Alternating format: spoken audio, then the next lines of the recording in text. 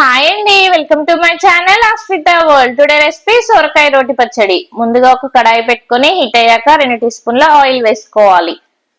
Oil heat అయ్యాక 2 tea స్పూన్ల పల్లీలు వేసుకోవాలి. పల్లీలైనా నువ్వులైనా యాడ్ చేసుకోవచ్చు. కంపల్సరిగా పల్లీలైనా నువ్వులైనా యాడ్ చేసుకుంటేనే ఈ పచ్చడి అనేది టేస్టీగా ఉంటుంది. 1 టీ స్పూన్ జీలకర్ర వేసుకొని బాగా ఫ్రై చేసుకోవాలి ఆయిల్లో. ఇలా కట్ చేసుకొని పెట్టుకున్న 6 పచ్చిమిరపకాయ ముక్కలు వేసుకొని ఫ్రై చేసుకోవాలి. ఈ పచ్చడిని నేను ఎలాంటి కారం యూజ్ చేయకుండా ఓన్లీ పచ్చిమిర్చితో చేస్తున్నాను కాబట్టి కొంచెం ఎక్కువ క్వాంటిటీలో యాడ్ చేసుకున్నాను. ఎప్పుడైనా మనం పచ్చళ్ళు చేసుకునేప్పుడు పచ్చిమిర్చితో చేసుకుంటే కమ్మగా ఉంటాయి కారం కంటే. ఫ్రెష్ గా కట్ చేసుకొని పెట్టుకున్న కొత్తిమీర వేసుకొని ఫ్రై చేసుకోవాలి. కొత్తిమీర ఫ్లేవర్ అనేది పచ్చళ్ళలో చాలా బాగుంటుంది. కట్ చేసుకొని పెట్టుకున్న 1/2 కేజీ సొరకాయ ముక్కలు యాడ్ చేసుకోవాలి. ఎప్పుడు తినే రెగ్యులర్ కర్రీస్ కాకుండా అప్పుడప్పుడు ఇలా పచ్చళ్ళు చేసుకుంటే రుచిగా ఉంటాయి, డిఫరెంట్ గా కూడా తినేయొచ్చు. సొరకాయ ముక్కలు ఆయిల్లో ఫ్రై చేసుకోవాలి. సొరకాయ అంటే ఇష్టం లేని వాళ్ళు కూడా ఉంటారు కదా, అలాంటి వాళ్ళకు ఇలా పచ్చడి చేసి పెట్టండి, ఇష్టంగా తింటారు. మనం ఈ పచ్చడిని ఫ్రిడ్జ్ లో పెట్టుకుంటే 1 వీక్ వరకు స్టోర్ చేసుకోవచ్చు. బయట పెడితే 2-3 డేస్ ఉంటుంది. అందుకని నేను కొంచెం ఎక్కువ క్వాంటిటీలో చేస్తున్నాను.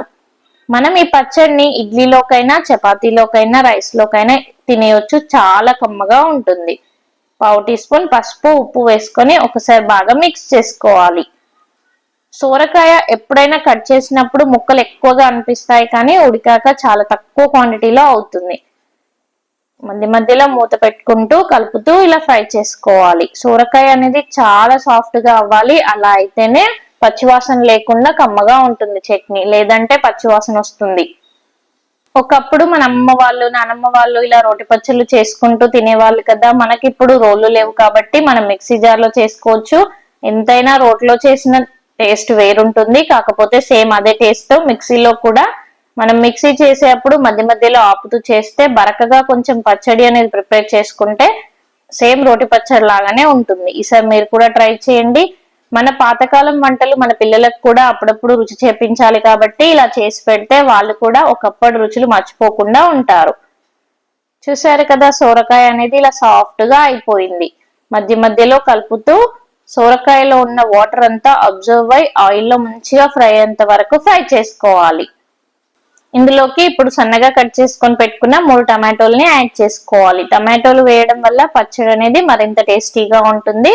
పుల్లగా కమ్మగా సూపర్ గా ఉంటుంది. వేడి రైస్ లోకి కొంచెం ఆయిల్ అయినా నెయ్యి అయినా వేసుకొని తింటే సూపర్ గా ఉంటుంది. ఎవరైనా ఫిదా అయిపోతారు. టమాటోలో ఉన్న వాటర్ అంతా పోయేంత వరకు ఇలా ఫ్రై చేసుకోవాలి. ఇప్పుడు ఇందులోకి కొంచెం చింతపండు యాడ్ చేసుకోవాలి. ఆల్రెడీ టమాటో వేసాం కదా, చింతపండు ఎందుకు అని అనుకుంటారు కావచ్చు. చింతపండు పులుపు టమాటో పులుపు 2 ఉంటేనే పచ్చడికి టేస్ట్ అనేది సూపర్ గా ఉంటుంది. టమాటో పులుపు వేరే టేస్ట్ ఉంటుంది, చింతపండు పులుపు వేరే టేస్ట్ ఉంటుంది. అవి 2 కలిపితేనే సూపర్ టేస్టీగా ఉంటుంది పచ్చడి అనేది. మంచిగా ఉడికిపోయాయి చూసారు కదా సొరకాయ ముక్కలు, టమాటో ముక్కలు. ఇప్పుడు ఒక 10 నిమిషాలు పక్కన పెట్టుకోవాలి స్టవ్ ఆఫ్ చేసుకొని. ఇందులో ఉన్న హీట్ అంతా పోయాక అప్పుడు మనం మిక్సీ చేసుకోవాలి. లేదంటే పచ్చడిలో వాటర్ అనేది ఫామ్ అవుతుంది. అప్పుడు పచ్చడి అంత టేస్టీగా ఉండదు, ఎక్కువ రోజులు కూడా స్టోర్ చేసుకోలేము. మిక్సీ పట్టేప్పుడు కొంచెం వెల్లుల్లిపాయలు వేసుకోవాలి. వెల్లుల్లిపాయల ఫ్లేవర్ అనేది పచ్చళ్ళలో కానీ కర్రీల్లో కానీ సూపర్ గా ఉంటుంది.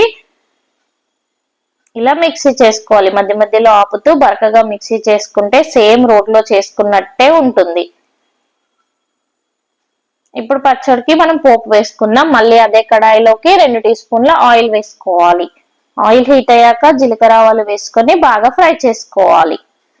ఇందులోకి 1 టీ స్పూన్ శనగపప్పు యాడ్ చేసుకొని కలర్ చేంజ్ అయ్యేంత వరకు మంచిగా ఫ్రై చేసుకోవాలి. శనగపప్పు వేసుకుంటే పచ్చళ్ళు అక్కడక్కడ అన్నంలో తిన్నప్పుడు వస్తే సూపర్ టేస్టీగా ఉంటుంది. ఫ్రెష్ గా కట్ చేసుకొని పెట్టుకున్న కొంచెం కరివేపాకు, 2 ఎండుమిర్చి వేసుకొని ఫ్రై చేసుకోవాలి. పచ్చళ్ళలో ఎండుమిర్చి అనేది బాగుంటుంది. కొంచెం పసుపు వేసుకొని మిక్స్ చేసుకొని మనం ముందుగా ప్రిపేర్ చేసుకొని పెట్టుకున్నాం కదా పచ్చడి, ఇందులోకి యాడ్ చేసుకోవాలి. ఒక 5 మినిట్స్ స్టవ్ అనేది మీడియం ఫ్లేమ్ లో పెట్టుకొని పచ్చడిని కలుపుకోవాలి. అలా అయితే మనం వేసిన కరివేపాకు, ఎండుమిర్చి ఫ్లేవర్ అనేది పచ్చడికి పట్టి తిన్నప్పుడు చాలా కమ్మగా ఉంటుంది. మీకు ఈ రోటి పచ్చడి నచ్చితే కంపల్సరీగా మీ ఫ్రెండ్స్ కి షేర్ చేయండి. అలాగే మరిన్ని మంచి వంటకాల కోసం మన ఛానల్ ని సబ్స్క్రైబ్ చేసుకోండి. Thank you for watching.